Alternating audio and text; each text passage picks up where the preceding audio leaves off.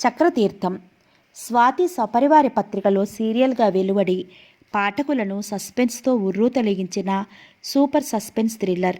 స్వాతి నవలల పోటీలో 3000 బహుమతి పొందిన నవలామణి దీపం చక్రతీర్థం.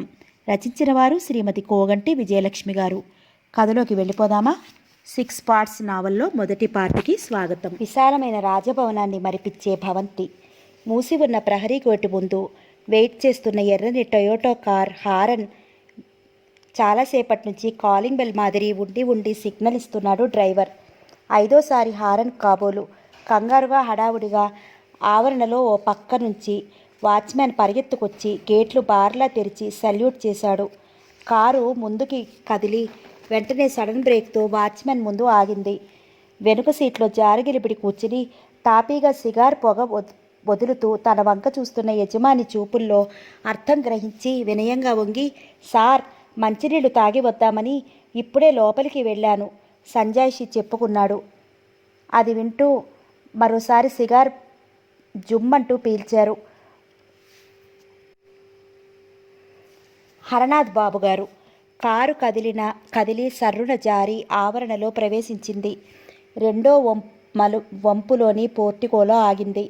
డ్రైవర్ దిగి గబగబా వెనక్కి వచ్చి బ్యాక్ డోర్ తెరిచి పట్టుకున్నాడు. ఆ సిటీలో ప్రముఖ పారిశ్రామికవేత్త, అనేక సాంఘిక సంస్థల్లో ప్రత్యేకత గల హరనాథ్ బాబు గారు టీవీగా కిందకి దిగారు. పచ్చని పసిమి ఛాయతో 6 అడుగుల ఆజానుబాహు విగ్రహం. పెదాల మధ్య సిగారు విలాసంగా వదులుతూ ఫుల్ సూట్లో హుందాగా ఉన్నారు. వయసు 50 వరకు ఉన్న 40 ఏళ్ల వ్యక్తి మాదిరి కనపడే ఆయనను చూస్తే ఓహో, కలవారి చెంతకు ముసలితనం కూడా రావటానికి జడుస్తుంది కాబోలు.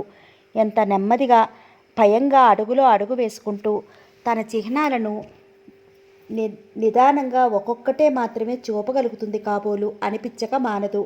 ఆయన వెనకాలే సుమారు 20 సంవత్సరాల వయసు ఉన్న ముత్తరాలు చిన్న చేతి సంచితో కారు నుండి దిగింది. అమాయకంగా చుట్టుప్రక్కల కలియ చూసి విస్తుపోయి నా భావాలతో బొమ్మయింది. కమాన్ పాప. ఆమె చెయ్యి ఆయన చేతిలో చిక్కుకుని కాళ్ళు ఆయన కాళ్ళని అనుసరించాయి. సౌరీ డ్రాయింగ్ రూమ్లో నిలబడి గంభీరమైన కంఠస్వరంతో పిలిచారు. Yes daddy.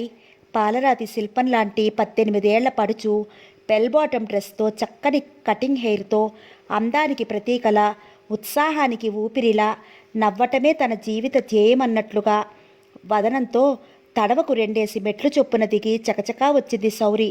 ఈసారి నీకు మంచి ప్రెజెంట్ తెచ్చా, అటు చూడు. తండ్రి చూపిన వైపు చూసింది. గోడవారుగా బిక్కుబిక్కుమంటూ కళ్ళు విప్పార్చుకుని పరిసరాలు చూసి అప్రతిపురాలైనట్లు తల వంచి మెత్తని తివాసీని బొటనవేలుతో రాస్తూ గులాబీ రంగు వెలిసిపోయిన సాదా పరికిణి, పువ్వుల ఓణి, కొద్దిగా మాసిన తెల్లని జాకెట్, బిగుతుగా అల్లిన పొడుగాటి జడ, కాళ్లకు వెండి పట్టాలు, చామన ఛాయ కంటే ఓ ఛాయ తక్కువ అనిపించే వంటి ఛాయ తాలూకు శాల్తీ కనపడగానే ఆశ్చర్య చికుతురాలైంది. ఎవరి అమ్మాయి డాడీ? ఓ, తెలిసింది. పనిచేయడానికి వచ్చింది కదూ. అప్పటి వరకు నేలచూపులు చూస్తూ భూమిలోకి కూరుకుపోతున్నట్లు తనని తాను అల్పంగా తలచి సిగ్గిలినట్లు నిలుచున్న నిత్య ఉలిక్కిపడి నిటారుగా అయింది. సూటిగా ఆయన కళ్ళల్లోకి చూసింది. ఒక్క క్షణం. You are wrong. She is Nitya ఇట్రామ్మా. 2 చేతుల నడుమ చేతి సంచి మూతి నలిగిపోతుండగా అడుగులో అడుగు వేసుకుంటూ వచ్చి ఆయన దగ్గరగా నిలుచుంది. చూడు, ఈమె శౌరి, నా కూతురు. ఇవాళ నుంచి మీరిద్దరూ ఫ్రెండ్స్. కూతురు వైపు చూసి ఓకే అన్నారు. Okay daddy. పైకి తీసుకెళ్ళు.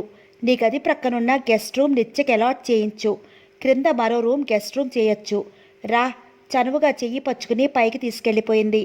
హరనాథ్ బాబు గారు గట్టిగా నిట్టూర్చి ఆరిపోయిన సిగార్ని ప్రక్కన విసిరేసి సోఫాలో వాలారు. తడికూరుల్ని టవల్తో రాస్తూ అటుగా వచ్చారు పార్వతమ్మ గారు.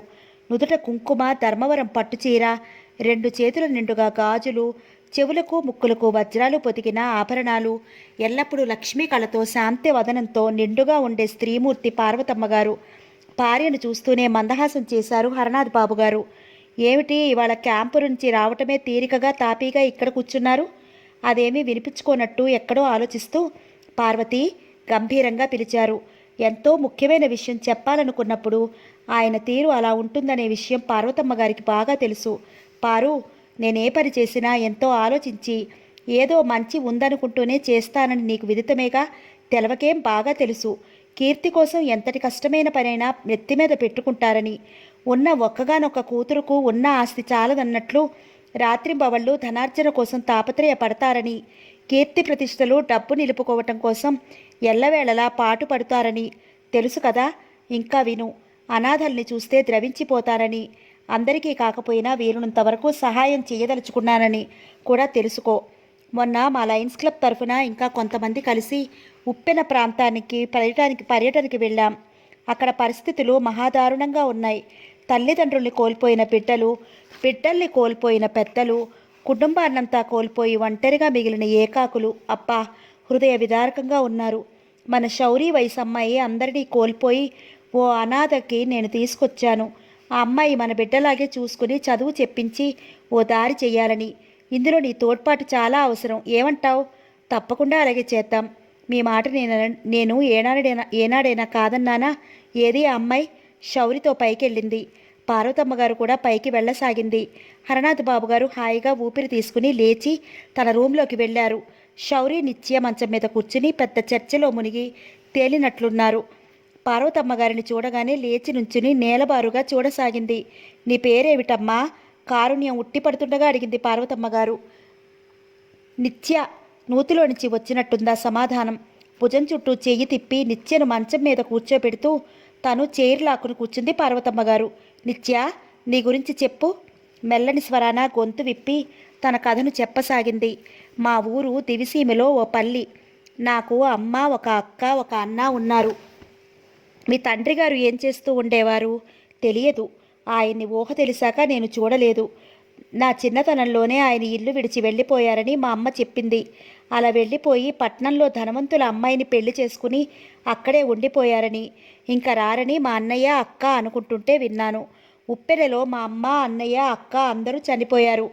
నేను చాలా దూరం మునుగుతూ తేలుతూ కొట్టుకుపోయి చివరికి నీటిలో తేలి ఒక పాక కప్పు మీదకి చేరాను. అలా కొంత దూరం ప్రయాణించాక నేను కూర్చున్న కప్పు విడిపోసాగింది. ఇంకా నా పని ఆఖరు అనుకున్నాను. హఠాత్తుగా ఒక విరిగిన చెట్టు కొమ్మ ఆసరా దొరికింది. దాన్ని పట్టుకుని అది తీసుకుపోయిన వైపు వెళ్ళసాగాను. కన్ను పొడుచుకున్నా కానరాని కటిక చీకటి. చేతికేదో తగిలింది. ఏవో ఆకులు గట్టిగా పట్టుకుని లాగాను. అవి స్థిరంగా ఉన్నాయి. అవి పుచ్చుకుని కొమ్మని వదిలేశాను. నెమ్మదిగా పాకి ఆకుల మధ్యలో చోటు చేసుకుని కూర్చోగలిగాను. చేత్తో తడిమి చూడగా కాయలు గెలలు తగిలాయి. అది త్రాటి చెట్టని అర్థమైంది. అలా ఎంతోసేపు ఉన్నాక తెల్లవారు వచ్చింది. నా ప్రక్క నుంచి సర్మంటూ ఒక పాము చెట్టు దిగిపోయింది. రాత్రంతా నేను ఆ చెట్టు మీద పాములే కాక ఇంకా కొన్ని జంతువుల మధ్య ఉన్నానని తలుచుకుంటే ఒళ్ళు జలధరించింది. చుట్టూ వరద తగ్గింది. నెమ్మదిగా చెట్టును 2 చేతులతో కావలించుకుని క్రిందకి జారాను. వరద మోకాటి లోతు మాత్రమే ఉంది. నెమ్మదిగా నడక సాగించాను. ఎక్కడ చూసినా శవాలే. వాటి మధ్య నుంచి అడుగు తీసి అడుగు వేయాలంటే కష్టమయ్యింది. మందు వేస్తే చీమలు గుట్టలుగా చచ్చిపడినట్లు మనుషులు, పశువులు అచేతనంగా గుట్టలు గుట్టలుగా పడి ఉన్నాయి. ఏడుస్తూ నా వాళ్ళ కోసం ఎంతోసేపు వెతికాను. కానీ ఎక్కడా కనపడలేదు. ఎలాగో ముందుకి నడవసాగాను. అలా మధ్యాహ్నం వరకు తిరిగి మా పల్లె చేరాను. అక్కడ మా పాకలు పునాదులు కూడా లేవు. మాకు ఒక పెద్ద రోలు ఉండేది. అది కనపడింది ఒక చోట. దాన్ని పట్టి అక్కడ మా ఇల్లు ఉండేదని ఊహించాను. చుట్టూ ఎటు చూసినా శవాలు, హృదయ విదారకమైన ఏడుపులు. అదొక శ్మశాన వాటికలా ఉంది. 2 రోజుల వరకు ఒక దేవాలయంలో కాలక్షేపం చేశాను. నాలాగా మిగిలిన వాళ్లతో. హృదయ భారం, కడుపులో ఆకలి ఆ రెండూ కలిసి నేను మాత్రం చచ్చిపోకుండా ఎందుకు బ్రతికానా అనిపించింది. మా దగ్గరికి ఎవరో కొత్త వ్యక్తులు వచ్చారు. మా పేర్లు రాసుకుని మమ్మల్ని అందరినీ శిబిరాల్లోకి చేర్చారు. అక్కడ అన్నం, బట్టలు ఇచ్చి వసతి పెట్టారు. కొంతమందిని వారి బంధువుల ఇళ్లకు చేర్చారు. నాలాగా ఏ దిక్కు లేని వాళ్లను దయామయులు ఆదుకున్నారు. 2 దినాల క్రితం ఈ అయ్యగారు ఇంకా చాలామంది బాబుగారులు కార్లలో వచ్చారు. వీళ్ళందరూ తలా ఒకరి బాధ్యత పూర్తిగా తీసుకుంటామని దేవుని ముందు ప్రమాణాలు చేశారు. నన్ను ఈ అయ్యగారు తన కారులో ఎక్కించుకున్నారు. తనని అంకుల్ అని పిలవాలని, మిమ్మల్ని ఆంటీ అని పిలవాలని, సౌరి ఉంటుందని, ఒకే వయసు వారు కాబట్టి కలిసిమెలిసి ఉండాలని, చదువుకుంటూ ఆడుకుంటూ కాలక్షేపం చేయొచ్చని చెప్పారు. చెప్పటం ఆపి నిత్య పార్వతమ్మ గారి ముఖంలోకి చూసింది. నువ్వేమైనా చదువుకున్నావా? కొద్దిగా. అదేమీ లెక్కలోనిది కాదు. చదువు చెప్పిస్తే చదువుకుంటావా? ఓ, కానీ నాకిప్పుడు చదువు వస్తుందా సందేహంగా అంది నిత్య. తప్పకుండా వస్తుందమ్మా, కృషితో సాధించలేనిది ఏదీ ఉండదు. నిత్య కన్నులు సంతోషంతో మెలమెలా మెరిశాయి. ఎలాంటి సంకోచం లేకుండా నీ ఇల్లులాగా అనుకుని ఉండు, నీకేం కావలసినా నన్నడుగు శాంతస్వరాన ఆర్ద్రంగా పలికింది పార్వతమ్మగారు. నిత్య గబగబా తల ఊపింది. పొందికైన అవయవ సౌష్ఠవం, చక్కని కళగల మోము, గుండ్రని కన్నులు, కుడివైపు పొగ్గల్లో చొట్ట, లేత వయసులో పుట్టెడు కష్టాల పాలైన ఆ అమ్మాయి మీద విపరీతమైన జాలి కలిగింది పార్వతమ్మగారికి. అలా దీర్ఘంగా నిత్యవంక చూస్తున్న ఆమె ఉలిక్కిపడింది. ఆ అమ్మాయిని ఎక్కడో చూసినట్లు, ఎవరివో పోలికలున్నట్లు అనిపించింది. కానీ అదంతా ఒక్క క్షణమే, అదంతా భ్రమ. ఎందుకో అలా అనిపించింది అంతే అనుకుని లేచి గది బయటికి వచ్చి ఒక్కొక్క మెట్టే దిగి వెళ్ళిపోయింది. నీ పేరేమిటన్నావు? నడుమును చెయ్యి పట్టుకుని కళ్ళు గుండ్రంగా తిప్పుతూ అడిగింది సౌరి. కిటికీ దగ్గర నిర్లక్ష్యంగా నుంచుని ఎటో చూస్తోంది. ఎదుట కూర్చున్న మనిషి ముఖం చూస్తేనే మహాపాపం అన్నట్లున్న ఆమె తీరుకి నిత్య మనసులో ఎక్కడో కలుక్కుమంది. మంచం మీద కూర్చున్నదల్లా చటుకున లేచి నుంచుని నిత్య అంది భయం భయంగా. ఓ నిత్య కదూ, సరేరా. గుమ్మం వైపు నడిచింది సౌరి. గోడవారుగా ఉంచిన తన సంచి తీసుకుని అనుసరించింది. స్లిప్పర్స్ టకటకలాడించుకుంటూ ఎవరికీ తలవంచని వీరుడులా సౌరి క్యారిడార్లోంచి ఎడంవైపుగా ఉన్న మరో గదిలోకి దారి తీసింది. ఇదే నీ గది. విండో కర్టెన్లు పక్కకి లాగి అక్కడ ఆపి ఆని ఆననట్లు కిటికీలో కూర్చుంది సౌరి. నిత్య కళ్ళు వెడల్పు చేసుకుని ఒకసారి కలిగి చూసింది. విశాలమైన గది, మధ్యలో డబుల్ కాట్, వాటి మీద ఒక్క మడత కూడా లేకుండా నీట్గా సర్దిన బాంబే డైనింగ్ దుప్పటి, గోడవారగా డ్రెస్సింగ్ టేబుల్కు నిలువెత్తున 3 అద్దాలు, మంచాలకు టేబుల్కి మధ్యనున్న నేల మీద మఖమల్లాంటి తివాసి, ఒకవైపు వార్డ్రోబ్స్, రెండో వైపు రోడ్డు కనిపిస్తూ పెద్ద పెద్ద కిటికీలు, వాటికి అందమైన పూలున్న డబుల్ కర్టెన్. సరికొత్త లోకంలోకి అడుగు పెట్టినట్లుగా నిత్యకి మతిపోయింది. సౌరి ఉన్న చోటు నుంచి కదిలి వచ్చి అటాచ్డ్ బాత్రూమ్ తలుపు తెరిచింది. ఇది బాత్రూమ్ అని లోపలికి అడుగు వేసి నిత్య గుమ్మంలో నుంచి తొంగి చూసింది. నీకు వేడినీళ్ళు కావాలనుకో, ఈ స్విచ్ వేయాలి, 15 గంటలో నీళ్లు రెడీ అవుతాయి. ఇదిగో ఈ పైపు తిప్పితే వేడినీళ్ళు వస్తాయి, ఇది తిప్పితే చన్నీళ్ళు వస్తాయి చెప్పి నిత్య వైపు చూసింది. నిత్య పొడవుగా ఉన్న బాత్ టైప్ వైపు ఆసక్తిగా చూస్తోంది. అది స్నానాల తొట్టి. ఇప్పుడెప్పుడే నువ్వు దానిలో జోలికి వెళ్లకు, అందులో ఉన్న ట్యాప్ విప్పటం కానీ చెయ్యొద్దు ఆజ్ఞ జారీ చేసింది. అసలు నేను ముట్టుకోను. ఓకే, నువ్వు స్నానం చేసిరా, తర్వాత అంతా పరిచయం చేస్తా. వెనుతిరిగి చకచకా తన గదిలోకి వెళ్ళిపోయింది. నిత్య సర్చీలోంచి బట్టలు తీసుకుని బాత్రూంలోకి నడిచింది.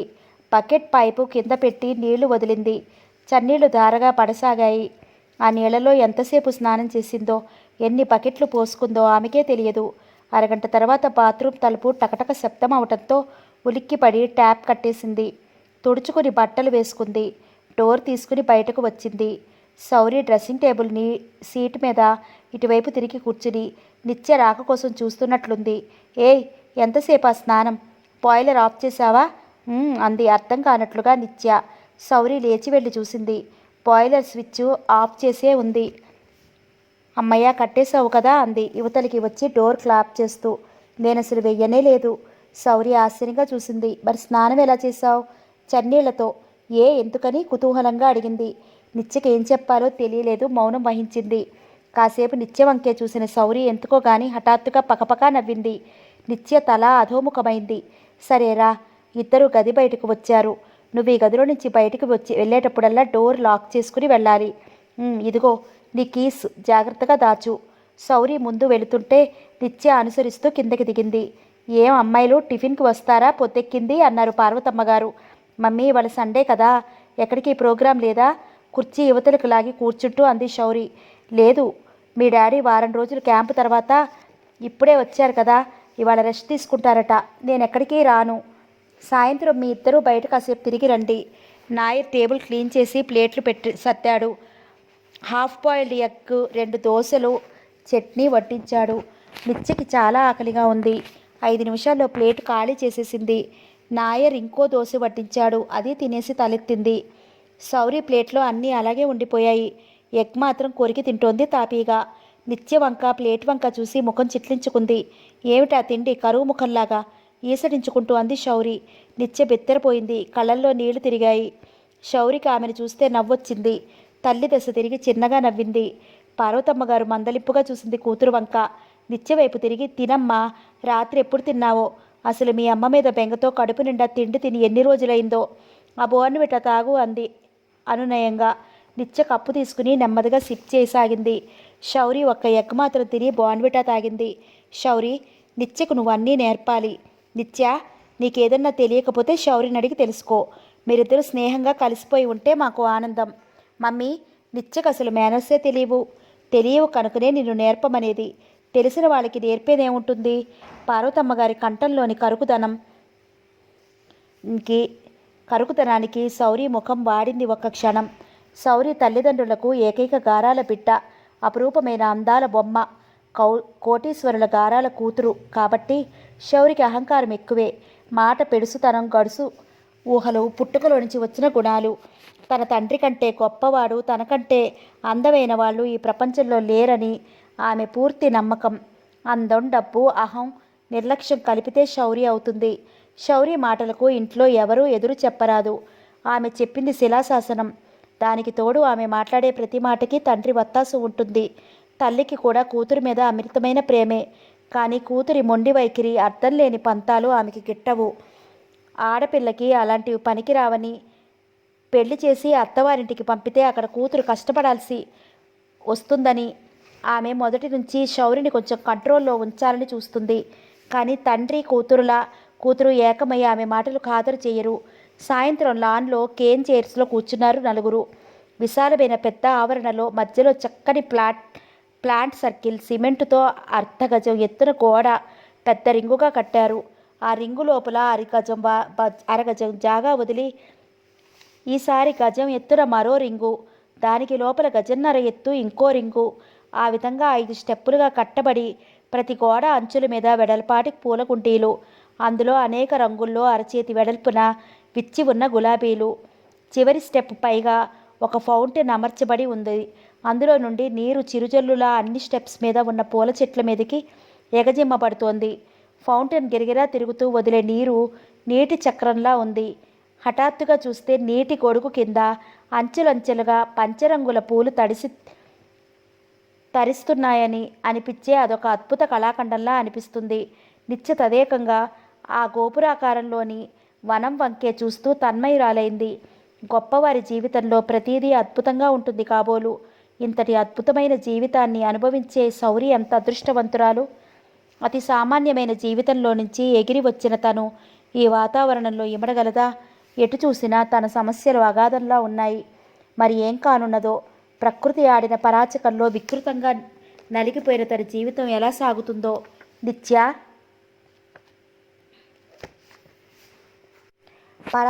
పరధ్యానంలోంచి ఉలికిపడింది. రేపు సాయంత్రం నుంచి నీకు ట్యూషన్ మాస్టారు వస్తారు. ఇక్కడ చదువుకుంటే నెక్స్ట్ ఇయర్ పబ్లిక్కి ప్రిపేర్ చేస్తారు నిన్ను. సరే అంకుల్, ఇది నీ స్వంత ఇల్లుగా నువ్వు మాకు మరో బిడ్డగా తలుచుకో. మాకు ఈ రోజు నుండి 2 అమ్మాయిలు, 1 శౌరి, 2 నిత్య. నువ్వు కూడా నీ మనసులో కొన్ని రోజులు ఉండి వెళ్ళిపోయే బయట వ్యక్తిగా భావించవద్దు. మమ్మల్ని నీ వాళ్ళుగా అనుకుని మాలో కలిసిపోవాలి. హరనాథ్ బాబు గారి గొంతు మెత్తగా గంభీరంగా పలికింది. మర్నాడు శౌరి కాలేజీకి వెళ్ళిపోయాక పార్వతమ్మ గారు నిత్యను షాపింగ్కు తీసుకెళ్ళింది. 5-6 జతల బట్టలు, చెప్పులు, పౌడరు, దువ్వెన, ఇంకా నిత్యకు అవసరమైన సామాగ్రిని కొని తెచ్చారు. అవన్నీ తెచ్చుకుని తన రూమ్లో సర్దుకుంది. సాయంత్రం 4 గంటలకు ట్యూషన్ మాస్టర్ వచ్చారు. పార్వతమ్మ గారి విషయం అంతా చెప్పి నిత్యను అప్పగించారు. సాయంత్రం కాలేజీ నుండి వస్తూనే శౌరి 4 ఫ్రెండ్స్తో వచ్చింది. అందరూ బిలబిలమంటూ పైన శౌరి గదిలో చేరారు. ఏవో జోక్స్, గట్టిగా నవ్వులు, కేరింతలు. నౌకరు అందరికీ కాఫీలు, టిఫిన్లు తెచ్చి పంచి వెళ్ళాడు. అవి తింటూ అసలు విషయానికి వచ్చారు. శౌరి, అయితే మనమంతా ఈ ఇయర్ పిక్నిక్ అటెండ్ అవుతున్నామన్నమాటేగా? ఓఎస్, ఈసారి ఖచ్చితంగా నమిత వాళ్ళని టీజింగ్లో ముంచి లేపాల్సిందే అంది ప్రీతి. అంతేకాదు, మొన్న జరిగిన దానికి అపాలజీ రాయించుకోవాలి విమల అన్నది. నో, అపాలజీలు ఎందుకు? ఆ కాగితంతో స్టవ్ అంటించుకోవాలి. అందరిలోనూ వాళ్ళని బాగా షేమ్ చేసి వదిలిపెట్టాలి శౌరి కసిగా అన్నది. ఓకే, అందరూ ఏకగ్రీవంగా ఆమోదించారు. ప్రైవేట్ మాస్టారు వెళ్ళగానే బుక్స్ తీసుకుని తన గదిలోకి వెళ్ళిపోతూ శౌరి రూమ్లోకి తొంగి చూసి నిలబడిపోయింది నిత్య. గదిలో 4 సీతాకొక చిరుకుల్లాంటి అమ్మాయిల మధ్య శౌరి మొకటం లేని మహారాణిలా కూర్చుని ఉంది. హఠాత్తుగా గుమ్మం వైపు తిరిగిన శౌరి నిత్యను చూసింది. ఏ ఇట్రా అన్నది దర్పంగా. అందరి తలలు చట్టున గుమ్మంకేసి తిరిగాయి. నిత్య కంగారు పడిపోయింది. చేతిలో బుక్స్ గట్టిగా బిగుసుకుపోయాయి. తడబడుతూ సరిగ్గా ఉన్న పమిటనే మళ్ళీ సర్దుకుంది. వాళ్ళందరి చూపులు వాడి బాణాల్లా ఆపాదమస్తకం గుచ్చుకున్నాయి. నిన్నే మొద్దులా అలా నుంచున్నావే, రమ్మనటల్లా. నిత్య తేరుకుని గబగబా గదిలోకి ప్రవేశించింది. ఆ బుక్స్ ఇలాతే ఇచ్చేసింది. శౌరి నోట్బుక్ తెరిచింది. చుట్టూ ఉన్న నలుగురు కుతూహలంగా వంగి ఆ బుక్లోకి చూశారు. ఏబిసిడీలు రాసి ఉన్నాయి. అవి చూసి శౌరి పకపకా నవ్వింది. మిగిలిన వారంతా శృతి కలిపారు. ఈ ఏబిసిడీలు బుల్లిపాపాయి ఎవరే? బుల్లిపాపాయి కాదే, పెద్ద పాపాయి. శౌరి నవ్వింది.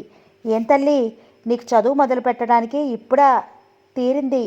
ప్రీతి పలకరించింది. అవును, ఆ జడేమిటి అంత గట్టిగా అల్లావు? నళిని పరామర్శించింది. 4 రోజుల వరకు దువ్వుకోకపోయినా బాగానే ఉంటుందని విమల నిత్య తరపున జవాబిచ్చింది. మెళ్ళో ఆ మొలత్రాడేమిటి? పద్మ అడిగింది ఆసక్తిగా. పసుపు తాడు అవుట్ ఆఫ్ ఫ్యాషన్ అయిందేమో. ఈవిడ ఎర్రతాడు కట్టింది. విమల లేచి వచ్చి తాడు తీసి పమిట మీదకు పడేసింది. ఆ తాడు మధ్యలో 5-6 ముడులు వేసి ఉన్నాయి. ఏం తాడది? శౌరి తాపీగా అడిగింది. ఇందాకటి నుంచి వాళ్ళందరి ఈటెల్లాంటి మాటలకి, ఆ పదును తాకిడికి మొద్దుబారినట్లుగా నిలబడిపోయిన నిత్య మాట్లాడలేదు. నిన్నే అడిగేది మళ్ళా రెట్టించింది. అది అది దిష్టి తాడు. మా అమ్మ కట్టించింది. దిష్టా? నీకా? అందరూ గలగలబని నవ్వారు ఒక్కసారిగా. నీకు ఏ విధంగా దిష్టి తగులుతుందని మీ అమ్మ ఉద్దేశం? ప్రీతి అడిగింది. నిత్యకి ఏం మాట్లాడాలో తెలియలేదు. చూపులు నేలకి అతుక్కున్నాయి. ఒంటి రంగు మాసిపోకుండా నిత్య తరఫున నళిని సమాధానం. నిత్య తలెత్తి ఒకసారి అందరి వంక కళ్ళు తిప్పి చూసి మళ్ళీ దించుకుంది. అక్కడున్న అందరూ పాలుగారే తెల్లని వంటి రంగుతో మిసమిసలాడుతున్నారు. తన చేతులు వంక చూసుకుంది. పొగచూరినట్లు నల్లగా ఉన్నాయి. పమిట కొంగు తిప్పి భుజం మీదుగా లాగి చేతులు కనపడకూడదున్నట్లు కప్పుకుంది. ఎందుకలా కళ్ళు గిండ్రంగా తిప్పుతావు? విమల వెటకారంగా అంది. నల్లని ముఖంలో తెల్లని కళ్ళు ఎంత కాంట్రాస్ట్గా ఉంటాయో చూడమని. పద్మ సమాధానమిచ్చింది ఈసారి నిత్య వైపు. ఇంకోసారి గలగల నవ్వులు. అవి నిత్య హృదయంలో గరగరమన్నాయి. పోయి మీ అమ్మతో చెప్పు, అమ్మా నా మెళ్ళో ఎర్రతాడు తీసేసి పసుపు తాడు కట్టించు అని సలహా ఇచ్చింది నళిని. అవి తీసుకుపో కిందకి. ఖాళీ అయిన ప్లేట్లు, కప్పులు, సాసర్లు వంక చూపించి ఆర్డర్ వేసింది శౌరి. నిత్య కదిలి గబగబా అవన్నీ ఏరి ట్రేలో పెట్టుకుని బ్రతుకు జీవుడా అనుకుని బయటకు వచ్చేసింది. ఎవరే అమ్మాయి? ఒక తుఫాను బాధితురాలు. మా డాడీ తీసుకొచ్చారు. చదువు చెప్పించి ఒక దారి చేస్తారట అంది శౌరి. ఓహో, దేశంలో బాధితులకేం కొదవలేదులే. ఇలాంటి వాళ్ళను మన ఇళ్లలో పెట్టుకోకూడదంటుంది మా అమ్మ అంది విమల సలహా ఇస్తున్నట్లుగా. కానీ మా మమ్మీ డాడీ ఈ అమ్మాయిని బాగా చూస్తారు. నాతో పాటు అన్నీ ఇస్తారు. నాన్సెన్స్. నీతో పాటునా? జాలైతే ఎంతో కొంత చందా ఇచ్చి పంపమను, లేదా ఏదన్నా పని చూపించమను. ఆ అమ్మాయిని కూతురుతో సమానంగా చూడటమేమిటి? పద్మ ఈసడించింది. అవును, అది మంచి పద్ధతి కాదు నొక్కి చెప్పింది నళిని. కానీ ఆ అమ్మాయిలో ఎక్కడో మన శౌరి పోలికలు ఉన్నట్లున్నాయి కదే. పోలికలా? ధూ, అదెక్కడా? మన శౌరి ఎక్కడా? నల్లని కాకి అది, తెల్లని రాజహంస మన శౌరి. అది సర్లే, సరిగ్గా చూడు. కలర్ తప్ప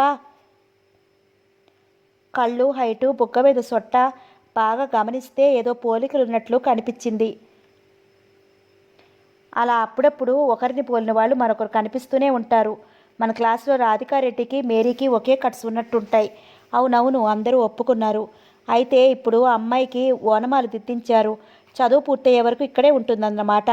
సాలోచనగా అంది నళిని. ఓఎస్, అయితే ఒక ఐడియా. మన పిక్నిక్కి తీసుకురా. అమ్మాయిని పావుగా పెట్టి నమిత వాళ్ళని ఏడిపిద్దాం. అదేలాగా? చెప్తానుగా. అరగంట తర్జన భర్జన అయ్యాక ఒక ప్లాన్ సెటిల్ చేసుకుని ఎవరి దారిన వాళ్ళు వెళ్ళిపోయారు. నిత్య, నువ్వు మరీ పల్లెటూరి అమ్మాయిలా ఉంటున్నావు. చక్కగా చదువు మొదలుపెట్టావు కదా. ఇక నలుగురిలో నడుచుకునే విధానం, మంచి మర్యాద నేర్చుకుంటే బాగుంటుంది. ఏమంటావు? శౌరి నిత్య గదిలో కూర్చుని చాలా సౌమ్యంగా, స్నేహంగా మాటలు మొదలెట్టింది. నిత్య సంతోషంతో పొంగిపోయింది. శౌరి అంత నెమ్మదిగా, ఆప్యాయంగా మాట్లాడటం ఇదే మొదలు. ఓ అలాగే శౌరి, నాకు అసలు ప్రపంచ జ్ఞానమే లేదని ఇక్కడికి వచ్చాక అర్థమైంది. నువ్వెలా నేర్పితే అలా నేర్చుకుంటాను. నీతో మాట్లాడాలన్నా నోరు పెగలదు. నువ్వేమైనా అనుకుంటావేమోనని భయం. మాదేం పర్వాలేదు. నేను చెప్పినట్లు చేశావంటే నువ్వు 10 రోజుల్లో మారిపోవచ్చు. ఓకే? సరే. ఆనందం పరవళ్ళు తొక్కింది. వారం రోజులు రాత్రింబవళ్ళు కష్టపడి కట్టు బొట్టు మాట మంచి అంతా నేర్పింది శౌరి. ఒకసారి వినగానే అర్థం చేసుకుని ఆచరణలో పెట్టగల నేర్పు సహజంగానే ఉంది నిత్యకు. నిత్య, పై ఆదివారం మనమంతా పిక్నిక్ వెళ్తున్నాం, నువ్వు సిద్ధంగా ఉండు. పిక్నిక్ అంటే అదొక ఊరా? కర్మ కాదు తల్లి, అందరూ కలిసి సరదాగా ఓ ప్రదేశానికి వెళుతున్నాం. ఆ రోజంతా అక్కడే ఆటపాటల్లో గడిపి తిరిగి వస్తాం. ఎవరెవరు? నా ఫ్రెండ్స్, ఇంకా మా క్లాసులో చదువుకునే వాళ్ళంతాను. బాబోయ్, నేను రాను. మీ ఫ్రెండ్స్ అంటే నాకు చాలా భయం. భయమా? ఓ అదా, మొన్న అలా అన్నారనా? అందరు అనరు మరి. నువ్వు సరిగా బిహేవ్ చేయకపోతే అంతే. అందుకే నిన్న అసలు పిక్నిక్కి రమ్మనేది. నలుగురిలో కలిసి తిరిగితే అలాంటి భయాలు పోతాయి. ఇందాక నువ్వు నేర్చుకోవలసినవి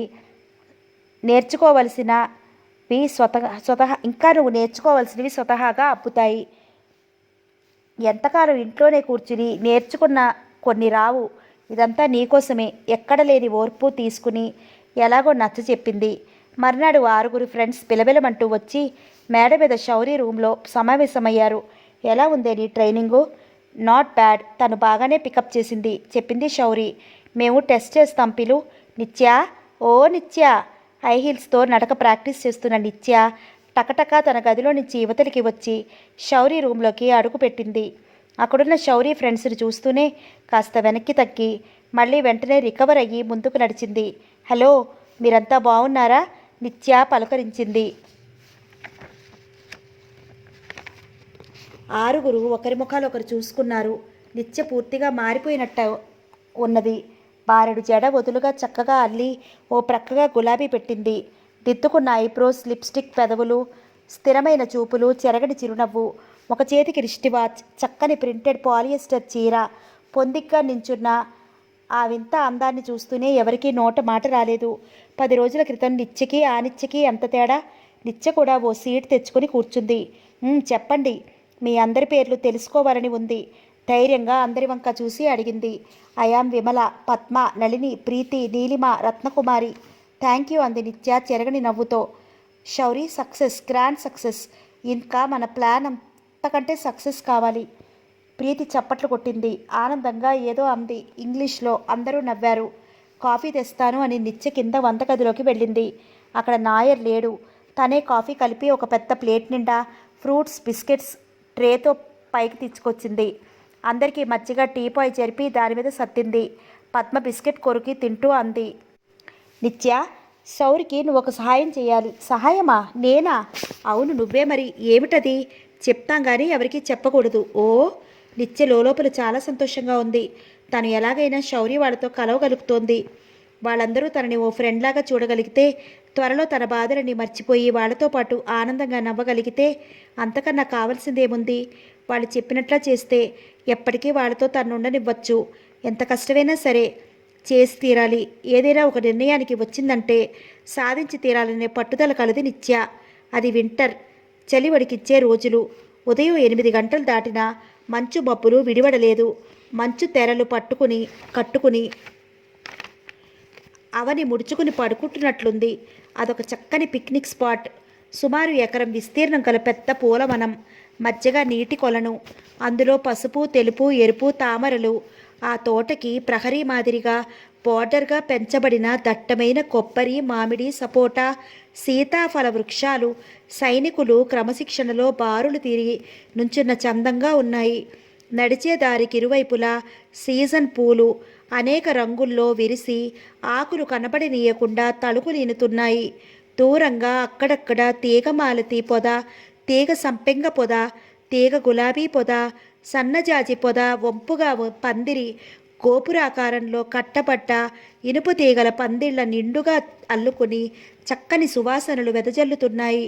ప్రతి పొద కిందుగా 4-5 కూర్చోటానికి అనువుగా సిమెంటు బెంచీలు. ఆ బెంచీల మీద మేం కూర్చుంటే గాని ఆ పొదలకి అందం రాదన్న అభిప్రాయంతో కాబోలు అప్సరసలాంటి అమ్మాయిలు ఆసీనులై ఉన్నారు. అందమంతా తను సొత్తేనన్నట్లుగా ఈ లోకాన్ని పూర్తిగా మర్చిపోయి కిలకిలా నవ్వుకుంటున్నారు. కొలను చుట్టూ చేరిన అమ్మాయిలు పాదాలపై వరకు చీర కుచ్చిళ్ళు ఎత్తిపెట్టి పాదాలని నీటిలో ముంచి తాటిస్తూ ఏదో జోక్స్ చెప్పుకుంటూ ఒకరిని మరొకరు టీజింగ్స్లో ఎలా ముంచాలా అని ఎవరికి వారు లోపల యోచించుకుంటూ ఉన్నారు. వీరికి కొద్ది దూరంలోనే పెద్ద తివాసి పరిచి మధ్యగా టేప్ రికార్డర్ ఆన్ చేసి చుట్టూ 10-12 మంది అమ్మాయిలు జంటలుగా చేరి పాశ్చాత్య సంగీతానికి అనుగుణంగా స్టెప్స్ వేస్తున్నారు. కొలను చుట్టూ చేరిన అమ్మాయిలు జిగేల్మని మెరుస్తూ హడావుడిగా తిరిగే చిన్న చిన్న చేప పిల్లల్ని ఆసక్తిగా చూస్తున్నారు. మధ్య మధ్యలో ప్రక్కట్ రూప్ వాళ్ళు కేరింతలు డాన్సులు గమనిస్తూ ఏవేవో కళ్ళతోనే సైగ చేసుకుంటున్నారు. హఠాత్తుగా కారు ఆగిన చప్పుడు డోర్ తీసివేసిన చప్పుడు వినిపించి అందరూ ఆసక్తిగా ఎంట్రన్స్ వైపు చూశారు. కొద్దిసేపట్లో లోపలికి ప్రవేశిస్తున్న అతివని ఆపాదమస్తకం పరీక్షిస్తూ నిశ్శబ్దంగా ఉన్నారు.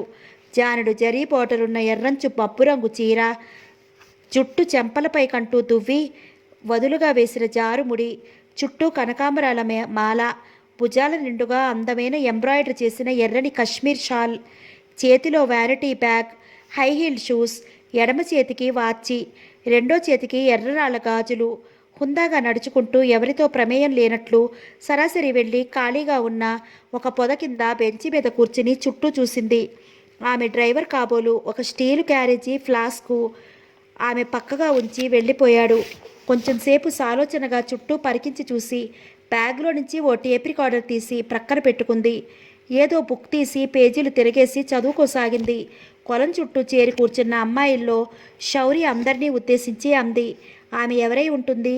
ఈ తోట ఓనరేమో. విమల సమాధానమిచ్చింది, కాదు, ఆ ఓనర్స్ నాకు తెలుసు. ఈమె కానే కాదు, ప్రీతి చెప్పింది. ఒంటరిగా పిక్నిక్ వచ్చింది కాబట్టి ఫ్రెండ్స్ లేని ఒంటికాయ సొంటి కొమ్ము, నళిని అన్నది. అది సరే, ఆమె ఏ బాపతూ అంది. భగ్న ప్రేమికురాలేమో, పద్మ వెటకరించింది. అడిగితే పోలా అంది శౌరి. ఏమని? భగ్న ప్రేమికురాలివా అనా? నీలిమ జోక్ కట్ చేసింది. అందరూ కిలకిలా నవ్వారు. ఆమెను చూస్తే ఏ రాణియో ఒంటరిగా విహారానికి వచ్చినట్లుంది. రత్న అందుకుంది. తల్లి, రాజ్యాలు రాజు రాణిలు పోయి చాలా కాలమైంది. మరి ఈ రాణిగారు ఏ శతాబ్దంలో నుంచి వచ్చిందో కూడా సెలవియ్యి, ప్రీతి అంది. ఏదో శతాబ్దంలోని రాణి పిశాచం ఇవాళ ఈ రూపంలో విహారానికి వచ్చిందంటావా? ఏ? పద్మ అంది. దెయ్యాల కథలు బాగా చదువుతున్నా ఉందే, నీలిమ అడిగింది. చచా, ఆపండర్రా మీ గోల. నేను పోయి ఆమెను పరిచయం చేసుకుని పుట్టుపూర్వోత్తరాలన్నీ తెలుసుకురాకపోతే నా పేరు శౌరి కాదు. మరేమిటి? మీ ఇష్టం, ఏ పేరుతో పిలిచినా పలుకుతా. నువ్వు తెలుసుకురాకుండా నువ్వు రావు, నన్ను మరో పేరుతో పిలవాల్సి రాదు. గో, బెస్ట్ ఆఫ్ లక్, ప్రీతి ప్రోత్సహించింది. అబ్బా కూర్చుందు, ఆమె ఎవరైతే మనకే. ఎవరా అనాగరికురాలు? నేను. ఏ, ఇందులో అనాగరికం ఏముంది అంది జ్యోతి. కావలసినంత ఉంది చెప్పింది శౌరి. ఏమీ లేదు, ఎవరో మనలాగే ప్రకృతి సౌందర్యారాధకురాలు అయి ఉండవచ్చు. తనకిష్టమైన చోట ఇష్టమైన విధంగా కూర్చుంది. వెళ్ళాలనుకున్నప్పుడు వెళ్ళిపోతుంది. ఇంకోళ్ళ ఊసు మనకెందుకు? మానవుడు సంఘజీవి. ఒంటరిగా పుట్టొచ్చు, ఒంటరిగా చావచ్చు, కానీ ఒంటరిగా బ్రతకటానికి వీల్లేదు. ఇంత చిన్న నగ్న సత్యం నువ్వు ఇంకా గ్రహించలేదంటే నీకు ఈ సంవత్సరం డిగ్రీ వచ్చి వేస్టే, శౌరి వెకటకరించినట్టుగా అంది. సంఘజీవి కదా అని దారిన వచ్చేపోయే అందరినీ ఆపి ఇంటర్వ్యూ మొదలుపెట్టు. వచ్చేపోయే వాళ్ళందరినీ నేనెందుకు ఆపుతాను? నాకు కుతూహలం కలిగిన వాళ్లతో పరిచయం ఏర్పరచుకుంటాను. ఇందులో తప్పేమీ లేదు. నేను పోతున్నా, వివరాలకై వేచి చూడండి. జ్యోతి అభిప్రాయం ఖాతరు లేనట్టు శౌరి టకటకలాడుతూ ముందుకు కదిలింది. ప్యాంటు, షర్టు, బాపుడి హెయిరు, చేతిలో కీచైను గుండ్రంగా తిప్పుతూ టీవీగా సాగిపోయింది శౌరి సరాసరి పోయి ఆమె ప్రక్కనే కూర్చుంది. నిత్యా, ఏమిటలా దీర్ఘంగా చదివేస్తున్నావు? బుక్ చదువుకుంటూ కూర్చోమన్నారుగా, అలాగే చేస్తున్నాను అంది నిత్య. ఏమిటి నువ్వు చదివేది? ఇలా తీసుకుని చూసింది. అది సెకండ్ క్లాస్ ఇంగ్లీష్ బుక్. నువ్వు చదువుకునే పుస్తకం ఇక్కడికి తెచ్చావా అంది విసుగ్గా. నేను చదువుకునేది కాక ఇంకా పెద్ద పుస్తకాలు చదవటం రాదుగా, పేలగా అంది నిత్య. సరి, ఇది లోపల దాచు. కళ్ళకి గాగుల్స్ పెట్టుకోమని ఇచ్చాను కదా, ఏం చేశావు? నిత్య బ్యాగ్ తెరిచి స్పెక్స్ తీసి పెట్టుకుంది. సరే, కొంచెంసేపు ఆ టేప్ ఆన్ చేసి విను. అదిగో దూరంగా చూడు, అక్కడ నిలబడి డ్యాన్స్ చేసే గ్రూప్లో మధ్యన చాలా పొడవుగా ఉందే గ్రీన్ శారీ, అదే నమిత అంటే. కొద్దిసేపట్లో ఆమె ఇక్కడికి రావచ్చు. జాగ్రత్తగా మాట్లాడు, తక్కువగా మాట్లాడు. ఏమాత్రం అనుమానం రానివ్వకూడదు. ఇక నేను పోతున్నా, అన్నీ గుర్తున్నాయిగా? ఓ, శౌరి చకచకా వచ్చేసింది గ్రూప్లోకి. వినండహో, అక్కడ కూర్చుంది మనకు కొత్తగా వచ్చిన ఫిజిక్స్ లెక్చరర్.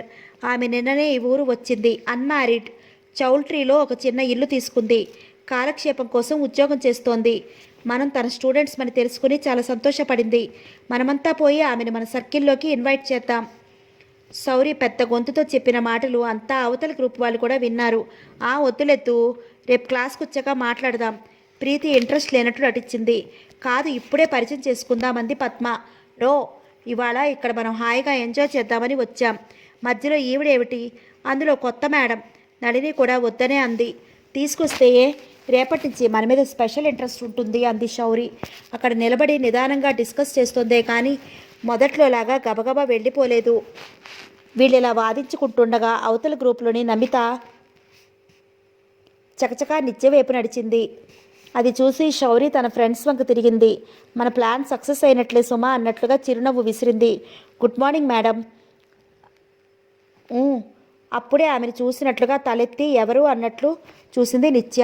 బాగా పొడవు లావు, చక్కని గ్రీన్ కలర్ షిఫాన్ చీర, చెవురికి డైమండ్ జూకాలు, మాట్లాడుతుంటే చెక్మని మెరిసే వాటి కిరణాలు ఆమె మొహమంతా పాకి వింత కాంతినిస్తున్నాయి. పసుపు కొమ్ము లాంటి వంటి ఛాయ్తో సొగసులీనుతోంది. అందంలోనూ ఐశ్వర్యంలోనూ మా శౌరితో ఏ విధంగానూ తీసిపోనిది. ఈ ఉన్న వాళ్లకు అన్నీ వాటికవే సమకూరుతాయి కాబట్టి మరేవి పని లేక ఇలాంటివన్నీ పెట్టుకుని జీవితాన్ని ఆటలా భావిస్తారు కాబోలు. నా పేరు నమిత, బిఎస్సి ఫైనల్ ఇయర్. మీరు మాకు కొత్తగా వచ్చిన ఫిజిక్స్ మేడం కదూ? అవును అంది పొడిగా. Can I sit there? అర్థం కాలేదు నిత్యకి. అదేం పట్టించుకోకుండా అప్పటికే ప్రక్కన కూర్చుంది నమిత. Thank you. కొద్దిసేపు పాట వింటున్నట్లుగా టేప్ వంక చూస్తూ ఉండిపోయింది నిత్య. మేడం, మీరు మరీ డల్గా ఉన్నారే, ఏమైనా చెప్పండి. ఏముంది చెప్పటానికి? నిత్యకి భయంగా ఉంది ఇంగ్లీష్లో మాట్లాడితే ఏం చేయాలని. మీరు రేపే జాయిన్ అవుతారా? అవును. రికార్డ్స్ అన్నీ? నమిత, మీరంతా ఒకే క్లాసా?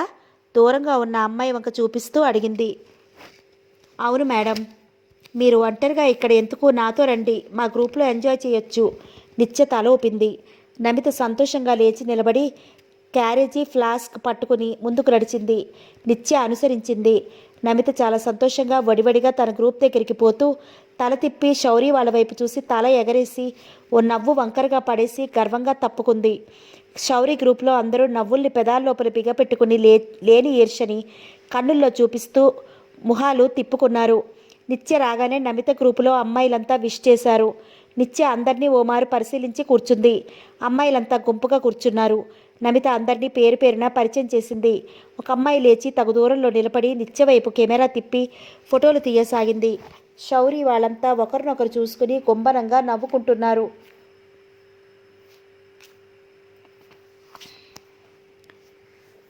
మన విసిరిన వలలో వీళ్ళు అవలేలుగా చిక్కుకున్నారు. గెలుపు మనదే సుమా అన్నట్టున్నారు.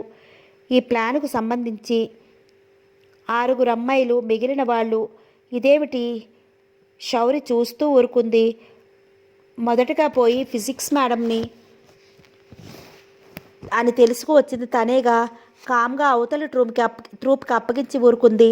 రేపటి నుంచి నమిత వాళ్ళ గ్రూప్కి పట్టపగ్గాలు ఉండవు, ఆవిని కాకా పట్టేస్తున్నారు అని తలోరకంగా ఆలోచనల్లో పడ్డారు. తీగలాగా జాలువారుతూ మంద్రస్థాయిలో వీరుల విందుగా నమిత ఏదో పాట పాడి వినిపిస్తోంది. అబ్బో, ఈ విధంగా అప్పుడే తన విద్యలని ప్రదర్శిస్తోంది కాబోలు కామెంట్ చేసింది నళిని చిన్నగా. పోనీలే చూపని, ఈ ఒక్కరోజుకేగా, రేపటి నుంచి అసలు కుదరదు అర్థవంతంగా నవ్వింది శౌరి. ఎందుకు కుదరదు అడిగింది విశాల. శౌరి టీచింగ్ కోసం ప్లాన్ చేసినట్లు విశాలకే కాక అక్కడ చాలామందికి తెలియదు. శౌరి ఫ్రెండ్స్ 6 తప్ప తెలియనిస్తే పొరపాటును ఎవరి ద్వారా అయినా నమితకి చేరిందంటే ఫెయిల్ అయిపోతుందని ఆ విధంగా జాగ్రత్త పడ్డారు. ఏముంది, పరీక్షల దగ్గరికి వస్తున్నాయి, తర్వాత హాలిడేస్, ఆ తర్వాత పోస్ట్ గ్రాడ్యుయేషన్, శౌరి అంది. అవతల గ్రూప్ నుంచి కిలకిల నవ్వులు వినిపించాయి. తల తెప్పి చూసింది శౌరి. అందరూ ఫలహారాలు ఉన్న ఆకులు తొన్నెలుగా చేతిలో ఉంచుకుని తింటున్నారు. ఎందుకో నవ్వి నవ్వి అలసిపోయినట్లు ఆగారు. వెంటనే మళ్ళా పకపకా నవ్వులు. నిత్య కూడా బాగా నవ్వొస్తోంది. ఎందుకో ప్రక్కకు తిరిగి చూసిన నిత్య ఠకీమని నవ్వేపేసింది. శౌరి గుట్లూరిమి చూస్తోంది. నిత్య తన క్యారేజీ విప్పి ఉన్నవన్నీ తీసి అందరికీ పంచి తను తినసాగింది. నమిత చేతికున్న నవరత్నాల ఉంగరం మీద దృష్టిని నిలిపి ఎటో ఆలోచిస్తూ యథాలాపంగా చర్చించసాగింది. 5 నిమిషాలైనా దృష్టి మరల్చని నిత్య చూపులు అన్నీ పసిగట్టినట్లుగా తన వేరి ఉంగరం తీసి నిత్యకిచ్చింది నమిత. మేడం, ఇది మా తాతగారు నాకు ఇచ్చారు. మీకు నచ్చితే ఈ మోడల్ చేయించుకుని నాకు తర్వాత ఇవ్వండి అంటూ నిత్య చేయి అందుకుని వేలికి తొడిగింది. వద్దు వద్దు అంది నిత్య కంగారుగా తీసేయబోతూ. నమిత నవ్వింది. అదేమిటి అలా ఫీల్ అవుతారు? ఉంచండి, పర్వాలేదు. ఉంగరం తీయనివ్వకుండా వారించింది. నిత్య మరేం అనలేక వేలివంక చూసుకుంది. ఇంతలో కారు డ్రైవర్ రావటం, నిత్యకేదో చెప్పటం, నిత్య ఆతృతగా లేచి నిలబడి అందరి దగ్గర సెలవు తీసుకోవటం శౌరి గమనిస్తూనే ఉంది. డ్రైవర్ సామాన్లు తీసుకుని వెళ్ళిపోతుంటే నిత్య అనుసరించింది. అప్పటి వరకు ప్రాణాలను అరచేతిలో పెట్టుకుని నిత్య ప్రవర్తన గమనిస్తున్న శౌరి ఆమె ఫ్రెండ్స్ తేలిగ్గా ఊపిరి పీల్చుకున్నారు. మర్నాడు సాయంత్రం కాలేజీ నుంచి శౌరి ఫ్రెండ్స్తో వచ్చింది. తన గదిలో చేరి ఏమో చెప్పి గది ప్రతిధ్వనించేలా పగలపడి నవ్వుకోసాగారు. నిత్య ట్యూషన్ పూర్తి చేసుకుని వాళ్ళ దగ్గరికి వచ్చింది. నిత్య, గ్రాండ్ సక్సెస్, నువ్వు బాగా యాక్ట్ చేసావు, ప్రీతి చెప్పింది. ఆ చిన్న పొగడ్త నిత్య సంతోషంతో తలమునకలైంది. అసలు ఏం జరిగింది అడిగింది నిత్య. ఇవాళ ఫిజిక్స్ క్లాస్కి వచ్చిన కొత్త మేడంని చూడగానే నమితకి ముఖం మాడిపోయింది. అయోమయావస్థల్లో పడి పాఠం సరిగా వినలేకపోయింది. దానికి తోడు మేడం దారినే క్వశ్చన్ అడిగింది. ఒక్కసారి కూడా సరిగా సమాధానం ఇవ్వలేకపోయింది. మేడం, నిన్న పిక్నిక్కి వచ్చిన కొత్త మేడం ఎవరు అని అడిగింది ఆవిడ్ని. ఇవాళ క్లాస్కి వచ్చిన కొత్త మేడంని నేను. నిన్ను పిక్నిక్కి ఎవరు వెళ్ళారో నాకేం తెలుసు, నీకు హెల్త్ సరిగా లేదేమో డాక్టర్ని చూపించుకో అన్నదావిడ. ఇంకా చూడాలి నమిత వాళ్ళ ముఖాలు, వరుసగా చెప్పింది ప్రీతి. అందరూ పగలపడి నవ్వసాగారు. నిత్య కూడా నవ్వింది. కానీ మనసులో ఎక్కడో ఓమోలో బాధ అనిపించింది.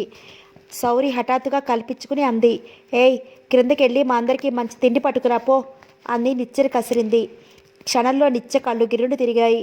జరిగిపోయిన 15 రోజుల్లో శౌరి చాలా మర్యాదగా మాట్లాడింది, ఆప్యాయంగా అన్నీ నేర్పింది. ఇక ముందు కూడా ఆమె ప్రవర్తన అలాగే ఉంటుందని అంచనా వేసుకున్న నిత్య కొండ మీద నుండి డమాడమా కింద దొర్లి పడిపోయింది. ప్రతి కొండరాయితో తగిలిన ఎదురు దెబ్బ తాలూకు మచ్చ ఆమె హృదయంలో చెరగని విధంగా ముద్రించుకుపోయింది. ముఖం తెల్లగా పాలిపోయింది. అందరిలోనూ అంత అవమానం భరించలేనట్లు మెడ వంగిపోయింది. పద్మ కల్పించుకుని అంది, Shauri, don't shame her, she feels insult, don't talk nonsense. Padmini కూడా కసురుకుంది. నిత్య అక్కడ ఉండలేనట్లు లేచి గబగబా కిందకి వెళ్ళింది. నిజమే, తను ఈ మేడమెట్లు ఫ్రీగా ఎక్క దిగలేదు. అన్నీ అవరోధాలే. ఒక్కో మెట్టు మీద ఒక్కో అనుభవం పొందుతూ కష్టపడి అడుగు తీసి అడుగు వేయాల్సి ఉంటుందన్నమాట. నాయర్కి టిఫిన్స్ పైకి పట్టుకెళ్ళమని చెప్పి నిత్య ముందు గది వైపు గార్డెన్లోకి నడిచింది. అక్కడ లాన్లో హరనాథ్ బాబు గారు, పార్వతమ్మ గారు కూర్చుని ఉన్నారు. నిత్యను చూడగానే హరనాథ్ బాబు గారి కళ్ళు మెరిశాయి. ఏం నిత్య, ఇలా వచ్చావు? శౌరి ఏం చేస్తోంది? పైన ఉన్నది తన ఫ్రెండ్స్తో. నేను ఊరికే ఇటు వచ్చాను. నిత్య కిన్న వదనం చూసి ఆ భార్యాభర్తలిద్దరూ ఒకరి వంక ఒకరు చూసుకున్నారు. నిత్య ముందుకు నడిచింది నిర్వికారంగా. ప్లాంట్ సర్కిల్ దగ్గర ఆగి తలెత్తి చూసింది. ఫౌంటైన్ గిర్రుని తిరుగుతూ నీటిని విరజమ్ముతోంది. కింద స్టెప్స్లో రోజా ప్లాంట్స్ చక్కగా తడుస్తున్నాయి. ఆ చక్రం చిమ్మే నీరు ఈ వనానికి ప్రాణాధారం. మరి తన జీవిత వనానికి ఆధార చక్రం ఏది, ఎక్కడుంది? పావురుమని ఏడవాలనిపిస్తోంది నిత్యకి. అలా ఏడిస్తే కానీ లోపలి పరువు తగ్గదేమో. నిత్య గదిలో కూర్చుని టేబుల్ మీద తరానించి కంట నీరు ధారగా ఏడవసాగింది. లోలోన గొణుక్కుంటూ వెక్కి ఏడవసాగింది. పావుగంట నుంచి నిశ్శబ్దంగా పరికిస్తున్న ట్యూషన్ మాస్టారు ఇక లాభం లేదనుకుని దగ్గరగా వచ్చి తల మీద చెయ్యి పెట్టి నిమిరారు. నిత్య ఉలిక్కిపడి లేచింది. ఎర్రబడిన కళ్ళతో మాస్టారుని చూసి విస్మయంగా టైం చూసింది. 4 దాటిందన్నమాట. మీరు కూర్చోండి, ఇప్పుడే వస్తాను. నిత్య బాత్రూంలోకి వెళ్ళి చల్లని నీళ్లతో ముఖం కడిగింది. చాలాసేపు అక్కడే నిలబడిపోయి బాగా రిలాక్స్ అయింది. టవల్తో ముఖం అత్తుకుని బొట్టు తిత్తుకుంది. బుక్స్ తీసి టేబుల్ మీద ఉంచి నోట్బుక్ తెరిచింది. అందులోకి చూస్తూనే నాలిక కరుచుకుంది. హోంవర్క్ చేయలేదు. తలెత్తి మాస్టర్ వంక చూసింది. గ్రహించినట్లు మాస్టర్ చిన్నగా నవ్వారు. నువ్వు హోంవర్క్ చేసి ఉండవని ముందే అనుకున్నానులే. ఇక ఇవాళ క్రొత్త పాఠం ఎందుకు? నిన్నటి పాఠం చదివి హోంవర్క్ పూర్తి చేసి రేపు చూపించు అని పుస్తకాలు సర్ది పెట్టారు. నిత్య సిగ్గుపడింది. అలాగే అన్నట్లుగా తల ఊపింది. చూడమ్మా, మనిషికి పుట్టుక ఎంత సహజమో చావు కూడా అంతే. ఇవాళ ఒకళ్ళు రేపొకళ్ళు, అలా ఎవరి కాలం తీరిపోతే వాళ్ళు పోవలసిందే. ఇక్కడే ఉండిపోయేవాళ్ళు ఎవరూ లేరు. చచ్చిపోయిన వాడి కోసం చావపోయేవాడు ఏడవటం ఎంత హాస్యాస్పదం. అయితే అయిన వాళ్ళను పోగొట్టుకున్నప్పుడు బాధ, ఆవేదన కలగటం సహజ లక్షణం. కానీ అదే ఆలోచనగా మనం జీవితాన్ని, కాలాన్ని వ్యర్థంగా గడపటం అవివేకం. నువ్వు నీ వాళ్ళందరినీ ఒకేసారి పోగొట్టుకున్నావు కాబట్టి భరించటం కష్టమేననుకో. నీ మనసు వేరే వైపు తిప్పి చూడు. ఈ సృష్టిలో అనంతమైన శాస్త్రాలు, రహస్యాలు నిండి ఉన్నాయి. అన్నిటినీ తెలుసుకోవటానికి మానవుని జీవితకాలం సరిపోదు కదా అని దాన్ని టచ్ చేయకుండా కాలం గడిపేయటం విజ్ఞత కాదు. నీకు నచ్చిన ఒక అంశాన్ని ఎన్నుకో, పరిశోధన మొదలుపెట్టు. సూక్ష్మ దృష్టితో అవగాహన చేసుకోవడానికి ప్రయత్నించు. తప్పక విజయం లభిస్తుంది. ఆయన చెప్పేవన్నీ శ్రద్ధగా కళ్ళు వెడల్పు చేసుకుని వినసాగింది. మాస్టారు, నేనే విషయంలోనే పనికిరాను. నాకు బ్రతకాలని లేదు. కళ్ళు మళ్ళీ నిండారులయ్యాయి. నిత్యకు వెంటనే తన స్థానం తెలిసి వచ్చింది. అనవసర విషయాల్లో జోక్యం కలిగించుకోవటం, వాటి గురించి బాధపడటం చాలా అవివేకం అనిపించింది. నిజానికి శౌరి ప్రవర్తనకు నువ్వు ఫీల్ అవ్వాల్సిందేమీ లేదు. ఇది ఆమె స్వంత ఇల్లు. ఆమె ఇష్టం వచ్చిన రీతిలో ఉండే అధికారం, హక్కు ఆమెకున్నాయి. సరిగ్గా చెప్పాలంటే నువ్వు ఇక్కడి వారి దయాదాక్షిణ్యం మీద ఆధారపడి ఉన్నదానివి. ఆమె మంచి మనసుతో నిన్ను కలవనిస్తే మంచిదే. లేదు, ఆమె నిన్ను దూరంగా ఉంచితే అందులో బాధపడాల్సిందేమీ లేదు. నువ్వు దూరంగానే మసులుకుని నీ పని పూర్తి చేసుకుని అక్కడి నుంచి తప్పుకోవటమే.